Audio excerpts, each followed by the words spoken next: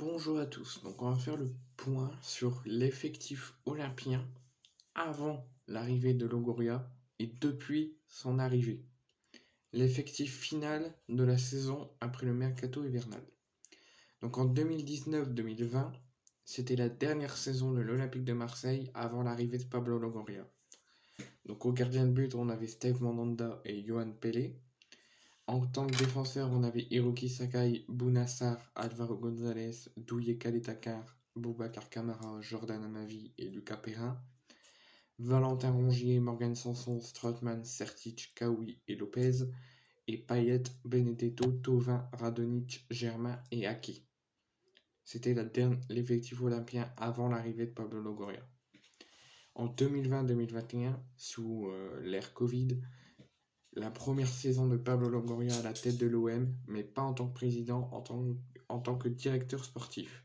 Et je crois qu'il avait remplacé Andoni Zubizarreta.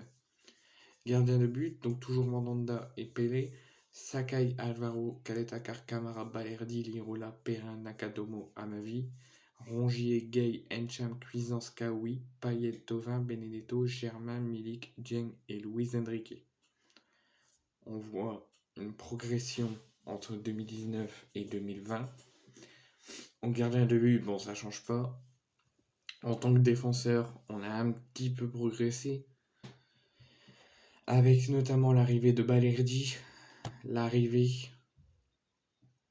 de Nakatomo. Donc on essaye, l'effectif progresse tout doucement. 2020-2021, la saison 2 de Pablo Longoria à l'OM, mais la première saison en tant que président. Donc on a Paolo Lopez et Mandanda, Lirola, Saliba, Kaletakar, Kamara, Juan Pérez, Alvaro Balerdi, Kolasinac, Rongier, Kendouzi, Gerson Gay, Payet, Under, Harit, Luis Enrique, De La Fuente, Milik, Dieng et Bakambu.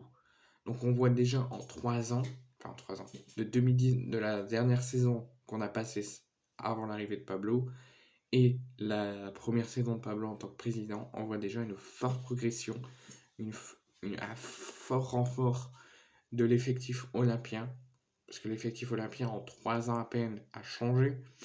Rien qu'en dans la défense, on a du Saliba, on a du Camara, donc déjà ça change un peu. En tant que milieu de terrain, on passe à du Rongier, du Gerson, du Kendouzi. En attaque, on passe à du Milik, du Payet, du Under, du Harit. Donc ça se voit que ça progresse déjà pas mal en 3 ans. Et c'est la saison actuelle, donc la saison 2 de Pablo Longoria en tant que président et la saison 3 tout court de Pablo Longoria. Cette saison, donc on a Paolo Lopez, Ruben Blanco, Klaus, Balerdi, Mbemba, Gigot, Tavares, Caboret, Kolasinac, Bailly, Rongier, Verretou, Kendouzi, Unai et Under, Sanchez, Payet, Harit, Malinowski et Vitinha.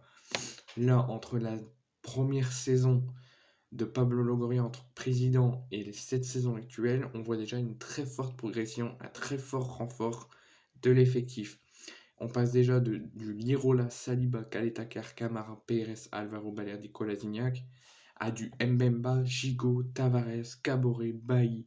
On voit déjà que Pablo Longoria a remporté du jeu, de l'avancée dans l'effectif, de la progression dans l'effectif. Parce que je ne sais pas si vous m'avez bien écouté, mais de 2019-2020 à 2022-2023, je trouve que depuis qu'on est passé sous l'ère Pablo Longoria suite au départ de Jacques-Henri Herrero, on voit déjà une progression qui a pris du temps à s'installer, des joueurs qui sont partis, des joueurs qui sont restés. L'équipe s'est mis du temps à se renforcer, à progresser.